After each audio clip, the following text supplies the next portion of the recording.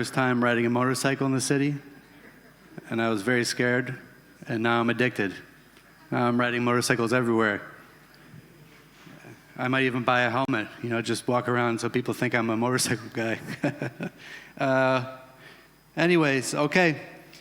This afternoon, we're going to have a debate about liquid staking. So 2 faces of staking, vanilla and liquid approaches. And like this morning, we are going to vote again. So be it resolved, liquid staking's risks outweigh its benefits for blockchain networks. So if you can scan the QR code, you can vote. We'll give it about a minute.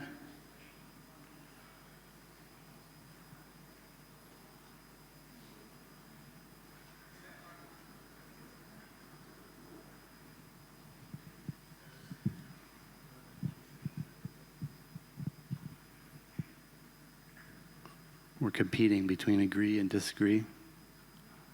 Well, 30 more seconds.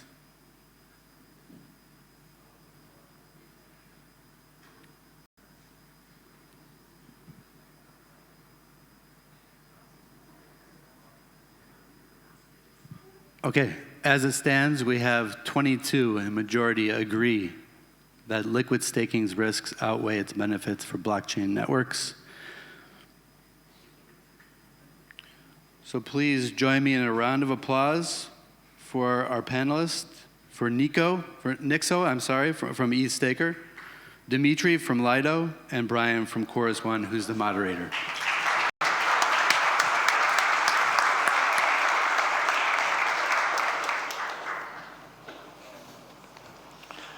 All right, thanks so much.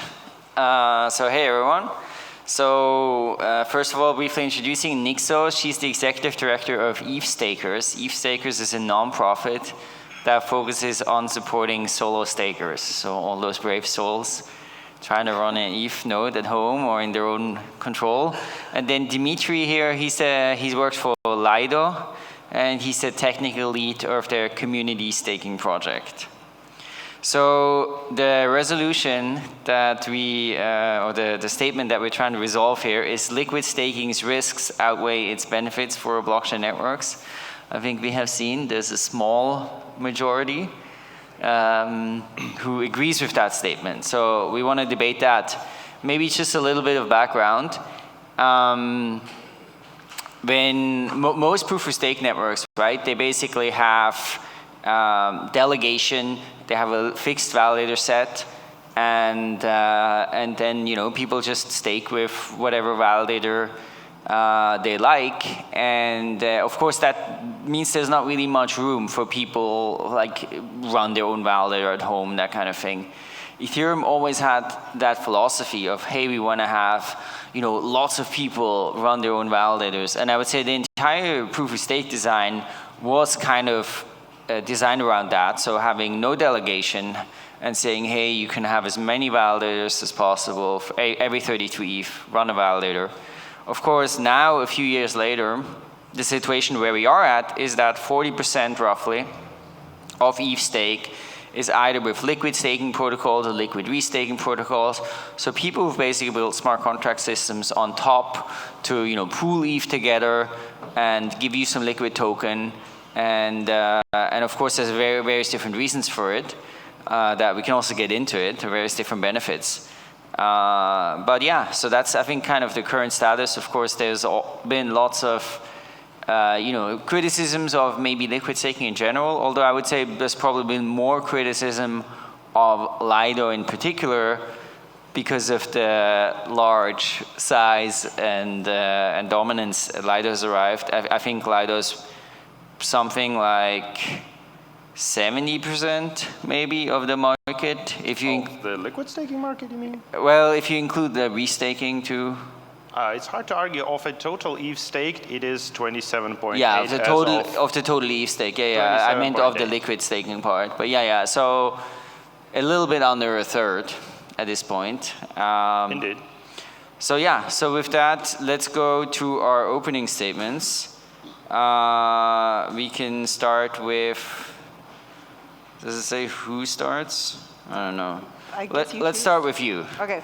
I apologize. I'm going to be reading this. I'm a much better writer than I am a monologuer, so I wrote this earlier. So solo staking versus liquid staking is an incarnation of an age-old problem. It's the principal agent problem. The traditional financial system generally separates those who provide capital and those who manage capital. The fact that this has emerged on Ethereum is unsurprising. Financial intermediaries make opportunities accessible to a broad set of people, and they specialize and study markets in a way that your everyday person can't or doesn't necessarily want to. But they're also made up of humans and investors who are subject to pressure, overconfidence, and misaligned incentives. Liquid staking providers are the intermediaries that our financial system has always had.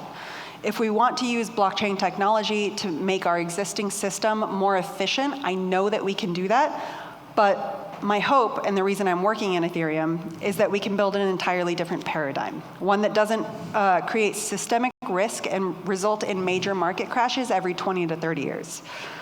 Ethereum, as it's currently designed, has resulted in capital delegation in a way that mirrors the experience of traditional financial middlemen, and I view that as an extension of the problem that Ethereum is trying to solve, rather than a feature that needs to be perfected.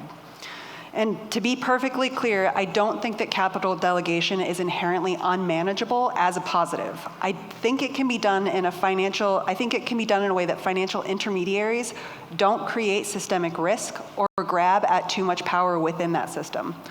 The question of whether or not those intermediaries can solve their own issues, so like DAO governance issues, resilience within their own protocol, in my opinion, is a whole separate issue from what we're going to be talking about today. That's application layer stuff.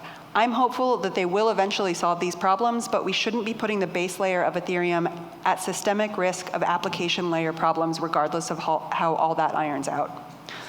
My ideal is not 100% solo stakers. Obviously, that would be great, but that's not the reality. Not everybody can run a validator. Not everybody has 32 ETH. Even if we significantly decrease the capital requirements of running a validator, still not everybody has stable access to internet, to electricity. Not everybody has stable housing. Not everybody is even completely interested in running their own validator. And so my ideal is a competitive landscape among liquid staking protocols, a market that's designed to redirect monopoly tendencies and an abstraction of the fragmentation that situation would cause. And stupid, simple solo staking that makes people want to custody their own funds and decreases the share of liquid staked ETH. Solo staking is not altruistic. It is the lowest risk form of contributing to the beacon chain, helping secure the beacon chain in a way that earns rewards. You'll always get people who try to leverage up in any risk-reward scheme and any risk-reward design, but Ethereum itself should be a lean base layer that withstands those risks, not a complex product that embraces it as a defining feature. The result should be a better, more stable economic reality than one that catalyzed the creation of Bitcoin in the first place. I honestly think that all of this is pretty uncontroversial, and we saw that over there. So here's my spicy bit. Any application that wants to swallow a majority of ETH into a single contract inherently misunderstands the fundamental value of Ethereum to the point of being a danger to it. We've been there, and it didn't go well. We need to build Ethereum in a way that makes it impossible, or at least highly improbable, for a majority of ETH to consolidate into a single application layer into a single application layer protocol.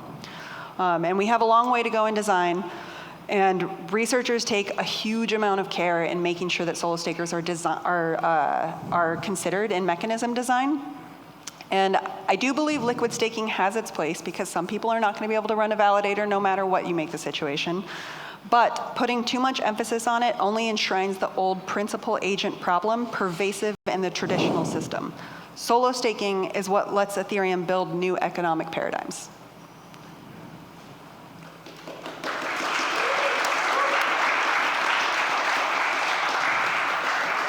All right, let's hear from Dimitri. Yeah, cool. Thank you for intro, and thank you for being first, because now I have a ground to build on top of. First of all, let's move back to the topic we're discussing. So we are not talking about like fundamentals of Ethereum, right? We are not talking about ideology. We are talking about a pretty real topic. Does benefits of liquid staking outweigh risks or vice versa? So the thing is that in your arguments, what you're saying is that there's an ideal system, and I do agree that ideal systems are perfect. I mean, we can imagine them. We design them in mind, and we do that exercise for one single reason. We love to believe in perfect systems. But the problem is, when it comes to implementation, nothing is perfect. So even if you ever tried to design something, starting from a chair, ending up with a government or a country, you might be obsessed with some perfect idea that would be perfect on paper and in your mind. But when you will need to implement it, you will see that there's a bunch of peculiarities and things, and something might go wrong. So instead of talking right now about general ideas, because as a general idea, liquid staking is perfect. Liquid staking brings adoption, allows accessibility, reduces the load on the base layer, can be super beneficial for decentralization. I mean, as a concept, not as a real application, not as a real thing, but as a concept. And as a concept, there might be like no issues at all. In this concept, there might be multiple liquid staking protocols, like evenly distributed between each other, right? But we leave the real life. And that's the biggest shit. Because in real life, we cannot reach the situation when our imagination, what we've imagined, would be true just because we want it to be. So if we want to force it to be so, it means that we are doing the opposite to what you've mentioned. So you've been saying that there should be no player who holds a lot of power, right? But if you are enforcing the rules of the game, you are the player who holds a lot of power, right? Because otherwise, if you are not enforcing the rules of the game, you should let the market do it so that there would be no major player on the market who has this power. Otherwise, if you are saying that I will create the market in a way that there would be no major players, it effectively means that you are the major player. So let's move back to the risks and benefits of liquid staking. And what I want to tell you now is that, first of all, without liquid staking, without the ability to reuse staking tokens, our current DeFi ecosystem would be like 3 times less large, or maybe even like 5 times less large. It works like in a traditional economy. When your country, for example, my home country is Russia, and it sells oil. And some may say, okay, the oil production is only like 20% of the economy. But the thing is that if you remove this oil production, the whole rest of the economy would fail, because there's a wave effect when one industry empowers another, another, and another. So liquid staking brings a huge benefits to the whole DeFi ecosystem. It is a fuel for the whole system. And yes, liquid staking done right in a competitive ecosystem is a great thing. But what I do think is that the base layer itself should always be natural and should not say that we want to benefit this group or that group or someone else. Because otherwise, the base layer would not be natural, and it means that the base layer or people behind the base layer are this ultimate control power. So this is my take on liquid staking. Liquid staking is a necessary addition to the vanilla staking. And in the final world, there's no such a thing as liquid staking takes it all or vanilla staking takes it all. No, there's a balance between all of them, for sure.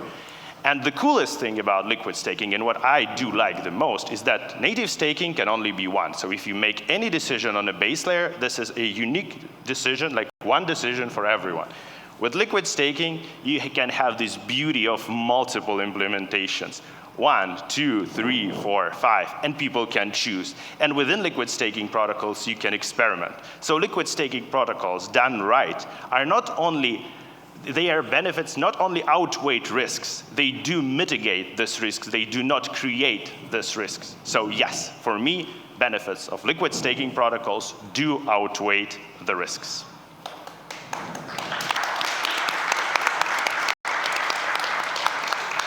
Do you want to respond? So many things. I'll start with the last. There is not only one way to solo stake. There are many, many ways to solo stake, and that is the beauty of Ethereum. We have, I think, 10 or 11 different clients now, and you can stake on Windows, you can stake on Linux, you can stake on Mac. We have people staking from all sorts of different jurisdictions. And so that it's not accurate to say there's only one way to solo stake. I was not saying that that's the only way to solo stake. I said that if you build a base layer and there's a rule on the base layer, this is a single rule for the whole layer. For sure, there's a bunch of different clients and options for solo stake. And again, I'm not saying that solo staking is bad. I mean, I'm a person who works in Lido to bring solo stakers to Lido. I do believe that solo staking is an amazing thing, but it's simply unrational to be solo stakers. So that's why we would never see tons of solo stakers. Mm-hmm. The other one that you said is if you enforce the rules, you're the one with a lot of power. So who hold the power? Yeah, if you are enforcing rules and you are saying there should be a rule. Who is you? Just like you said that it should be done this way. You are probably representing someone, maybe a person, maybe a group of people. I don't know. But who would be enforcing those rules? Probably developers of Ethereum, right? Developers of Ethereum. Over 200 people who go through the upgrade process, the core dev process. Given that there's no fixed consensus mechanism, so the consensus mechanism for Ethereum development is loosely determined. Some say it is called rough consensus, but for me it's a bit of a dark forest. So it's hard to argue who is actually making decisions here.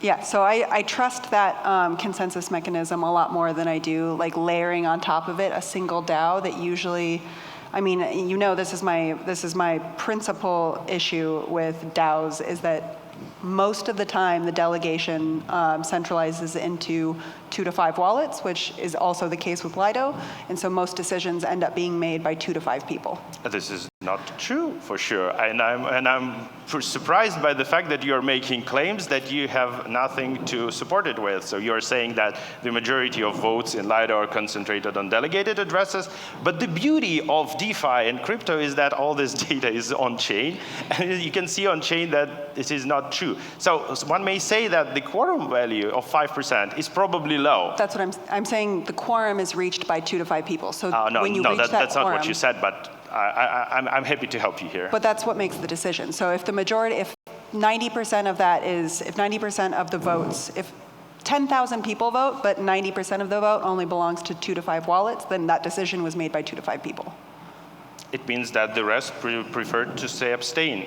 Right, and that is an inherent risk with liquid staking is that most of the people who end up delegating to those delegates are disinterested actors. They throw their money in, they're looking for yield, they don't necessarily pay attention or care what's going on with the chain, and they don't have a long-term view of the chain. Okay, I agree. We have different governance systems, and your personal opinion is that DAO governance is a bad governance, which is fine. But is it about liquid staking, or is it about DeFi in general? Is there any other form, except for base layer of Ethereum, in DeFi that is governed in the way that you think is feasible? I don't care about application layer stuff. They can do whatever they want. But liquid staking is an applications layer. As long as it doesn't impact the base layer, because staking does impact the base layer, especially if all of that stake is being captured into a single contract. So, Nick, I'm curious, I think you're making a case for the risks of liquid staking, but what do you think should be done? Like, do you think there should be protocol changes made to Ethereum to somehow, I don't know, minimize liquid staking, or maybe minimize the concentration of ETH in, single liquid staking protocols, or what is your concrete, what changes would you want to see? So it's a big question and one that is definitely not solved, but the first thing that the ecosystem came up with was a soft limit. Everybody's soft limiting.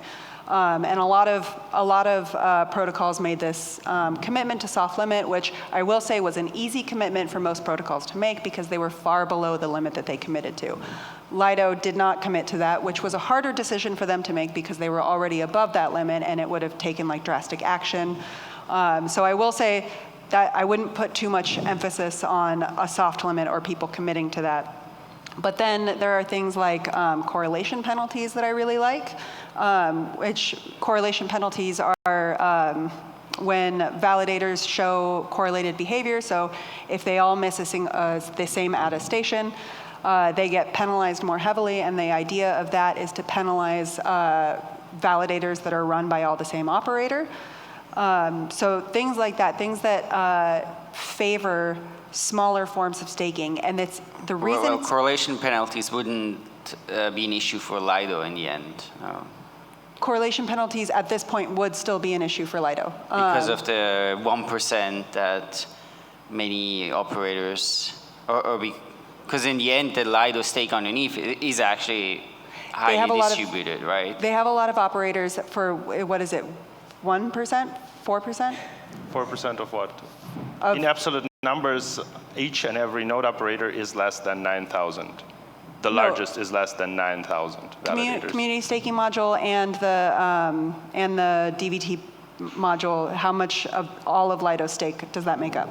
At the moment, yes. Around 2%. 2%. So 98% of stake is managed by 37 operators. Sure. So they would be subject. I guess it depends how far you go in the magnitude of this correlated slashing, right? Because in the end, of course, the real concentration is actually not in Lido, right? But it's with Coinbase, Kraken, like right, all exactly. these other It's these entities, operators right? behind Lido.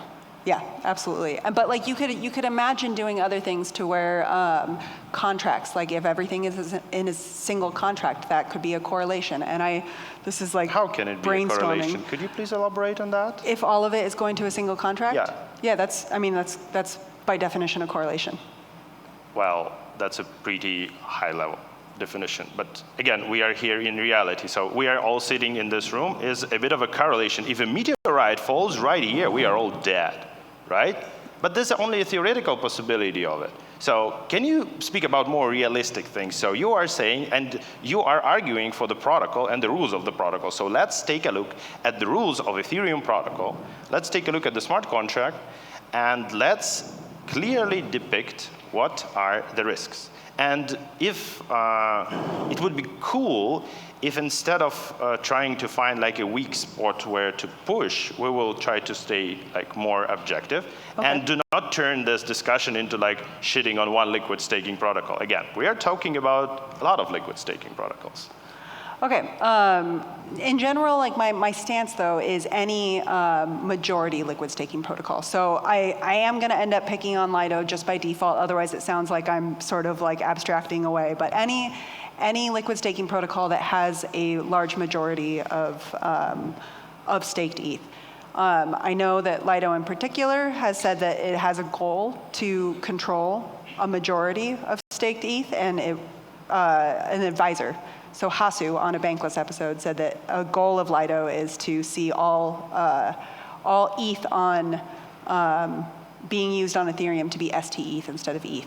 So like 99% of that would be ST-ETH rather than ETH. But if you want like we can talk concrete risks.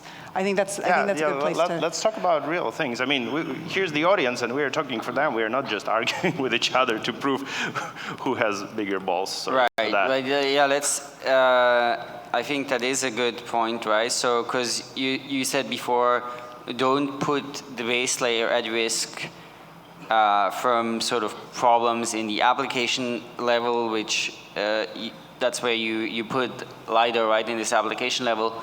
Like what is, if you just let's just take one risk, what do you think is the biggest risk that concerns you with that?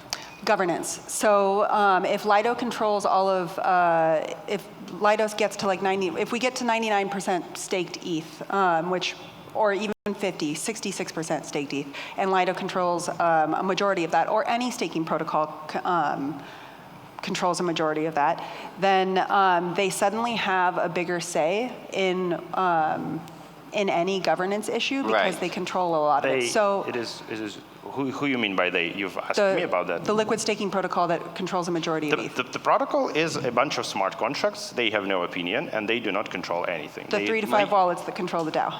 Okay, 3-5 wallets. That's a good thing. Have you heard of dual governance? We can talk about that, yeah. Sure. So the idea of dual governance is, like, what I want to say, if the discussion turned out to be a discussion about is Lido bad or not, but not about liquid staking, well, I'll take it. And let's talk about what actually is happening with Lido and why the approach when you're simply trying to push harder is actually an effective approach. But people, for some reason, tried not to mention the things that has changed in Lido, right? So we can start with the dual governance. Does it currently exist? It is like 3 months away from the mainnet. Okay, I thought we were not talking about theoretical things. What do you mean theoretical? Cool. That's a good point. That's a good point, because it ruins all your starting speech in which you've said that in the world and so on. So, well, it's strange. But this is not a theoretical thing. This is a thing that you can see in the code. It already exists. And the thing is that to launch something, yeah, you can push and say, oh, you have a code, but that's not a thing. Well, this is not real. You should launch it faster. But this is a very important thing. And you cannot launch a very important thing like you only live once, right? You need to properly test it and do it. And this is a long way. And in 3 months, you will not have this argument, and you guys can maybe laugh again, but who knows? So, moving back to dual governance. The idea is that, yes, tokenized governance is not perfect. Rough consensus governance is not perfect. And for each of these governance mechanisms, there are points that can be improved. And the dual governance is a clear step to improve, yet imperfect, to another, still imperfect, but better governance system, which would involve STEV holders, but not in a way that STEV holders would vote directly, right? Because it makes no sense. If LDO holders are not voting that much, why would STEV holders vote that much? That's why dual governance is a masterpiece that was designed to do one thing, to allow for one thing for STEV holders. If they, because they hold ETH, and at the end of the day, if we are talking about each and every one of them being a solo staker, for example, or having an own staking pool, they should have the voice. And the main voice that they have is the ETH that they own. So dual governance would allow each and every STEV holders exit the protocol before any decision that they do not agree with would be executed. So imagine this governance capture, right? As you mentioned. So some malicious decision comes, and as you know from the on-chain governance, it cannot be done like in a second unless your protocol is controlled by multisig, which is not the case and never been the case for Lido. So in this case, during the period of voting, each and every STEV holder would be able to do only one thing. He would be able to say, I'm against it, and I'm willing to exit. And he would be allowed to exit. And this is by far the best addition to the tokenized governance that I've ever seen. And thank you so much again for pointing out that, oh, this is not real yet, but 3 years, almost 3 years has already been spent to do it, to make it perfect. And here we are pretty aligned with Ethereum, because each and every update in Ethereum pass through thorough research, testing, and only then implemented, right? So that's exactly what has been done and what is currently at the final stages for dual governance. I look forward to seeing how it works out, and I'm interested to see how it progresses. But again, I think this is a DAO problem, and I don't want necessarily like the base layer of Ethereum to be subject to DAOs figuring out exactly how to function in a way that doesn't result in entire treasuries being drained, which we've seen with a lot of DAOs, not Lido, but other DAOs. But say dual governance works perfectly. We have a well-functioning DAO in Lido, and we have a majority of ETH staked in Lido. Lido then becomes kind of a kingmaker, and this is a real risk that I'm going back to. You asked about real risks. It becomes kind of a kingmaker. So say we have two pieces of software that come in and say, I can make staking a lot better. One of them says, we're a public good, we're not taking any cut of this. And one of them says, we are not a public good, we're a for-profit protocol, we're going to take 15% of anything that moves through us, but we're going to give 14% of it to the Lido DAO in the form of tokens. The Lido DAO, regardless of any internal strife that's happening, is obviously going to want that capital to flow towards Lido. And if they control a majority of staked ETH, then there can't be any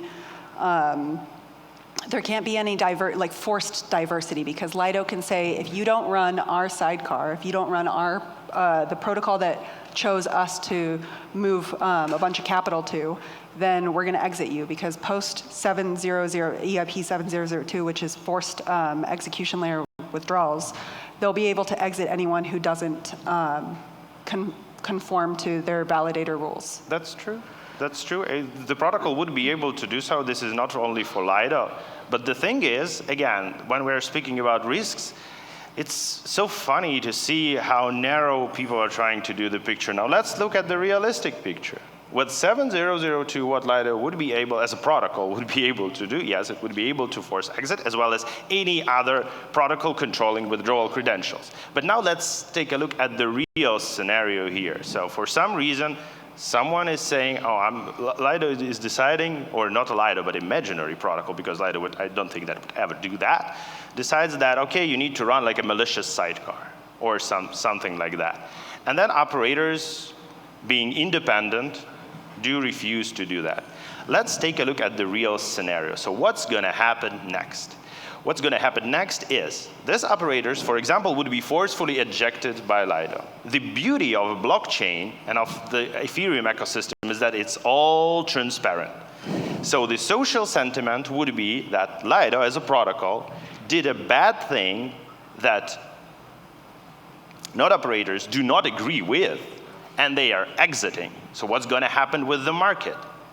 The simple thing that's going to happen with the market, people would withdraw their ETH. And unlike many other protocols, Lido was the first protocol to enable permissionless withdrawals.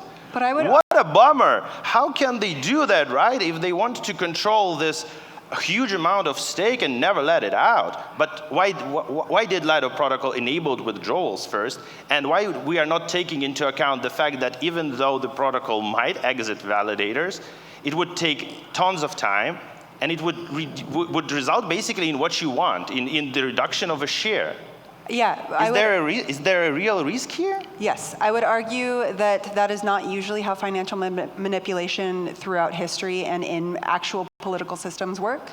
I would say that if you tell a validator to run a sidecar, or they'll be exited, and their livelihood depends on the money that they're getting, that they're going to mostly fold to the pressure. Okay, that's also a good question. And let me explain how curated set in Lido was built, the one that has been so much criticized. Have you ever heard the criteria to get into the curated set, to even get considered as the curated set operator? Please share. Huh? Please share.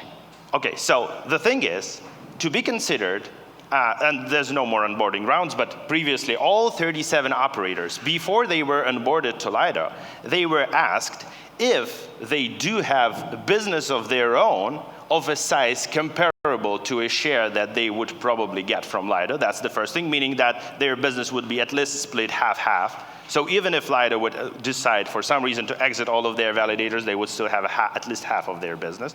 Or if they are bringing some substantial benefit, like for example, validating from Latin America, and they do think that their business would grow as well as their share in Lido would grow. So it means that for none of the curated operators in Lido, this is a question of life or death, because it has been considered before that they do have business on their own. And in first place, they would never collude just because of the fact that they do have this business. It's like saying, okay, my friend asks me to cut my left foot. Would I do that? Well, even if you would do that, you would have the right foot. And at the same time, why would you do that? So that's the thing.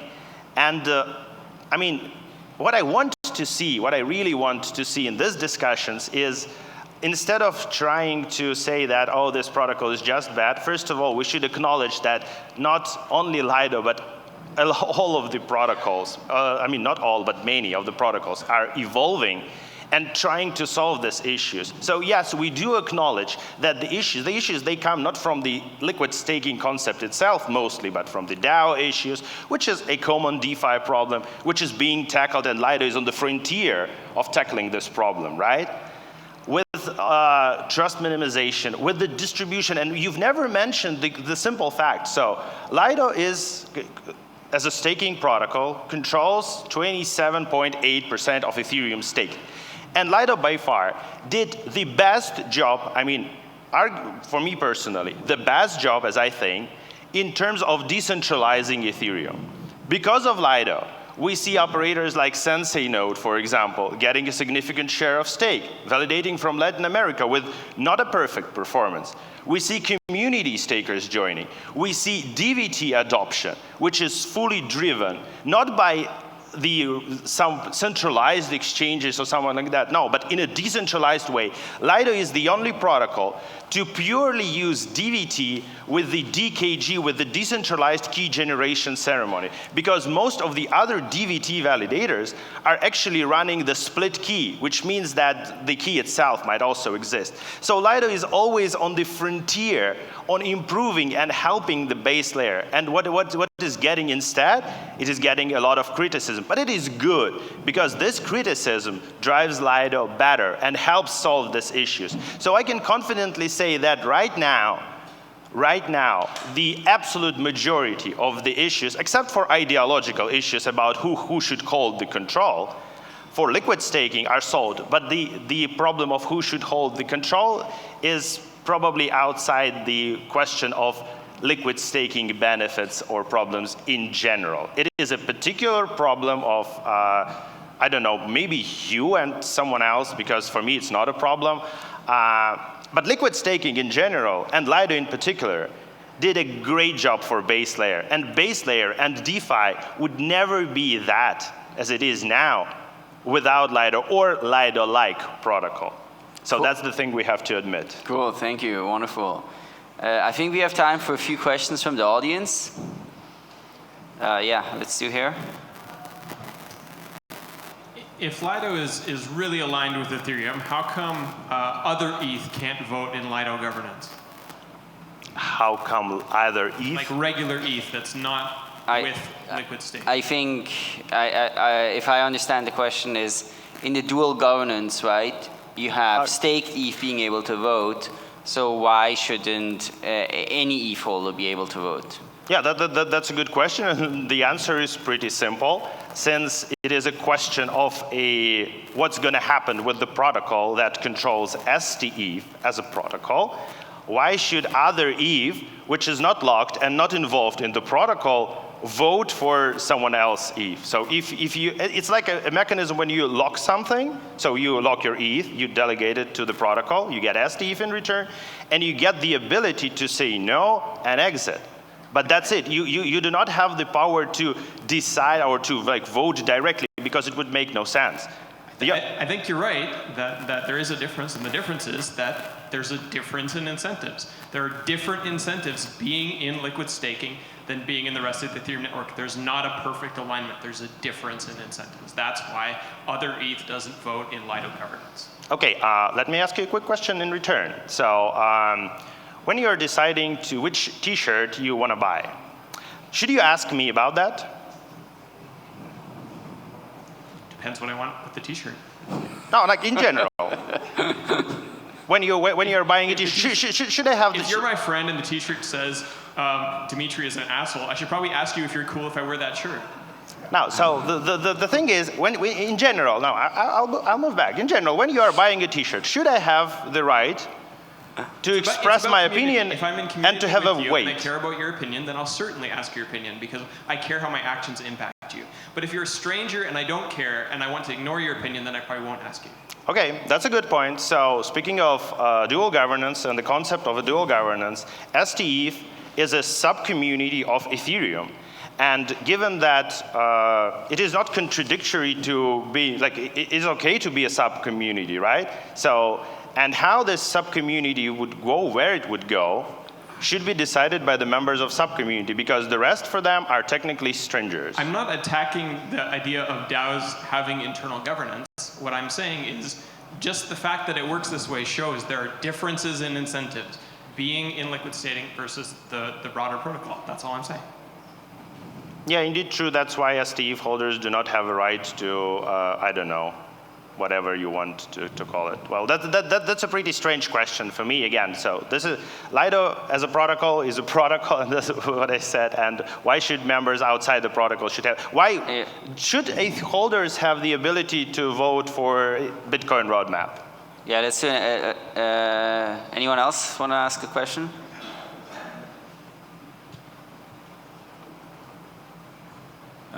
So let's say we get to this point where 99% of ETH is STETH on Lido, because if you are a market actor, and as it's been said on Bankless podcast, this should be the goal.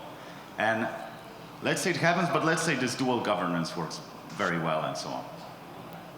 Wouldn't that basically turn Ethereum into a DAO if all Ethereum, right now, Ethereum is governed by rough consensus, and I trust 200 EF researchers that they care about long-term goals. And I trust that Lido also thinks about long-term goals, but I don't think every actor in Lido thinks about long-term goals, and I think the more capital is there, the more extractive actions would be, just like in all DAOs we've seen so far. So I'm wondering, how do you plan to, backstop it or protect Lido from these kind of consequences? Okay, thank you for the question. Even though we are not talking about imaginary things, right? But let's imagine. That's a good thing. So let's imagine the case when 99% is staked with Lido, which would basically mean with the concept of dual governance, each and every STETH holder would have a share and a set-in-stone right to vote on what should happen with the protocol, and we can say that effectively vote for what should happen with Ethereum. But so how it is different from the picture that we have right now? Right now we have a picture where there's 200 developers have the ultimate rule to decide, and ETH holders are not involved at all. So no one asks ETH holders, right? And in this situation, these 200 developers, including DAO members, plus DAO members, plus anyone else, would have to do something with the ability of ETH holders to express their opinion. So theoretically speaking, the situation might get even better, because starting from that point, ETH holders will have the direct power, right? Which they don't have right now. And do you think it's a good thing? To allow each and everyone to have the vote right? Yes, it's a good thing. And if these people just want to, let's say these are like Goldman Sachs guys that just want to extract as much money. They don't care about Ethereum at all. They have, let's say, $600 billion or whatever amount they want to have. They just want to extract value. Because I trust that EF researchers care about Ethereum. Because they could have created their chain, raised $100 million pretty easily, I guess. But they don't do it, because they care about Ethereum more than money. But there are people out there who care more about money than Ethereum, most of them, I would say, in the world. So how would you, and I'm not saying that you cannot protect it, I'm genuinely curious, how could you protect Lido against these kind of attacks? I think your question is not about protecting Lido, and if you are saying that in the case when each and every ETH holder will have the ability to vote, the majority of the voters would be Goldman Sachs, it means that we are in trouble in terms of distribution of ETH. But everyone can buy ETH, right? Yeah, but if someone else would like to sell it, so if you end up with the majority of ETH being held by Goldman Sachs, it means that the distribution of Ethereum itself is done in a way that that is not perfect, that is not democratic, right? And in this case, I believe that they will have much more ways and opportunities to influence even the opinions of the Ethereum Foundation if they are indeed holding like half of ETH. But the beauty of ETH is that no one is holding half of ETH.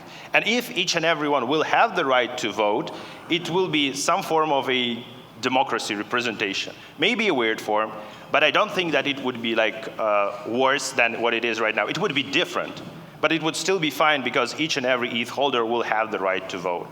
which is at the end of the day beneficial and outweighs all these arguments about the DAO holders, because DAO holders would basically, LDO holders would basically have no power in this case with the dual governance. Cool, thank you.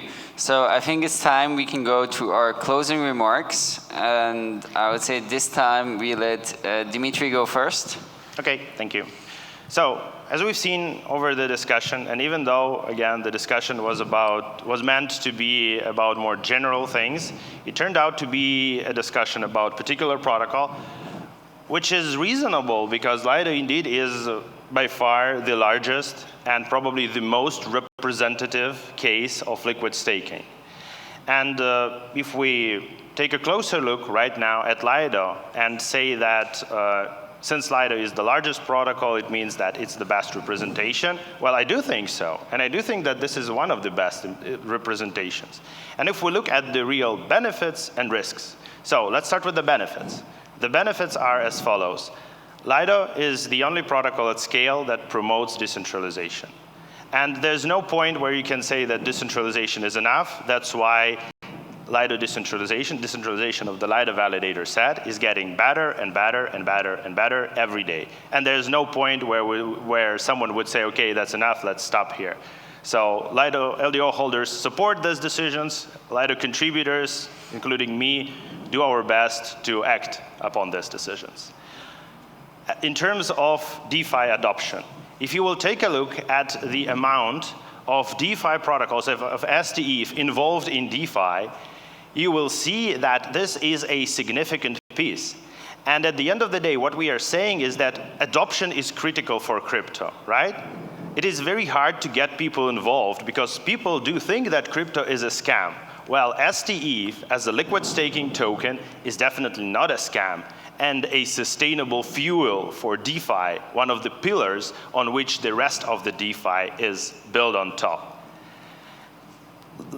Lido as a protocol facilitates the operational load on the base layer. So once the consolidation, this EIP 7251 will go live, Lido contributors will do their best to implement the support, and then I believe LDO holders would vote to support this particular decision because they already voted for Goose, which includes it as a general direction. Same goes for many other EIPs. Same goes for handling exit requests on the protocol level instead, on the application layer instead of a base protocol layer, so reducing the load. And these are only few benefits. Now let's talk about risks. Yeah, there's the risk of a lot of ETH being concentrated. But I think the solution here, saying that, okay, we will say that, okay, let's self-limit. And this is not a solution, to be fair. Not because I don't want to self-limit, but because if some protocol or some group of, I don't know, products is that popular that you ask them, hey, self-limit, you will end up with Sybils. You will end up with 3 protocols effectively controlled by the same, so it would make no sense. What can be done better here, and what is done better, is consistent improvements. And this DAO risk is mitigated by dual governance. The smart contract risk is mitigated by thorough audits, by unseen approach to security. So even facing all this pressure, or all this social pressure from the base layer, which I don't think that should exist to that extent, even with all that said, Lido is making Ethereum better and doing their best as a protocol to improve as a protocol, to become better itself. So again, liquid staking makes staking more accessible. It's a fuel for DeFi. It's a crucial thing. It's that necessary support for base layer of Ethereum. And for sure, I'm not saying, like, my personal opinion is that there should be no like single protocol controlling like 99% of ETH. That's, for me personally, it's probably theoretical, but I cannot say on behalf of DAO. I can only say on behalf of myself, Dmitry. So for me, benefits of liquid staking and benefits of Lido as a particular example of liquid staking do outweigh the risks, because the main thing Lido DAO is doing is mitigating these risks, and it will keep doing it. And that's what I wanted to say. Thank you. All right, so we get to our very final bit, the response. So your final closing remarks. Sure. I want to say that I agree with the idea that that soft governance like that or soft regulation like that ends up getting sybiled. And one of my favorite examples is in the U.S., AT&T had one of the longest standing monopolies in history. And it was also one of the most recent significant antitrust suits that was ever filed, and it broke them up into what we call the baby bells, and the baby bells are essentially an oligopoly that ends up having the same effect that AT&T as a monopoly had. So I agree with that. It's just a Band-Aid. That is coming from the old system, a way to like mitigate while we find an in-code solution for those kinds of things. But I guess closing remarks is that I hope that we can find ways to mitigate the idea that people do want to delegate their ETH. People don't necessarily want to be totally involved in governance decisions or run their own validators. But we can, as time goes on, make running a validator, setting up a validator, troubleshooting a validator easier and easier to hopefully some end where people prefer to custody their own ETH rather than throw it into a liquid staking protocol that gets their delegated power. I do agree with you. I mean, the only problem here is that running a validator is not that logical.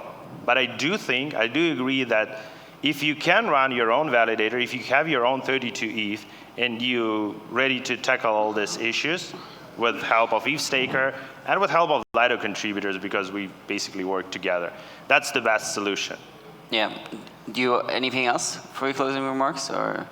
No, I think I'm good. Okay, fantastic. Then thanks so much to both of you guys.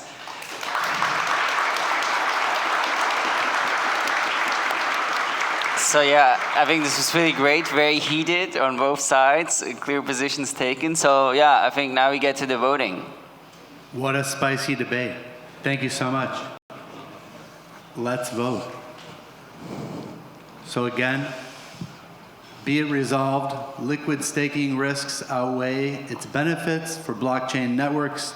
To reiterate, at the beginning of the debate, we had 23 voting in the agree category. We had 18 in disagree and 6 abstain. Oh, and for anybody who can't access the QR code right now, if you just visit menti.com and enter the code at the top. So yeah, menti.com and code 1506 9469.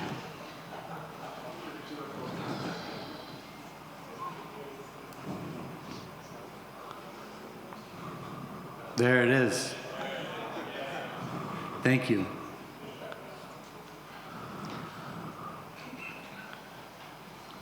I'll give it 30 more seconds.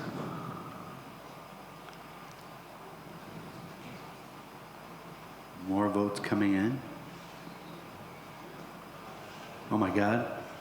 It's like the US presidential election.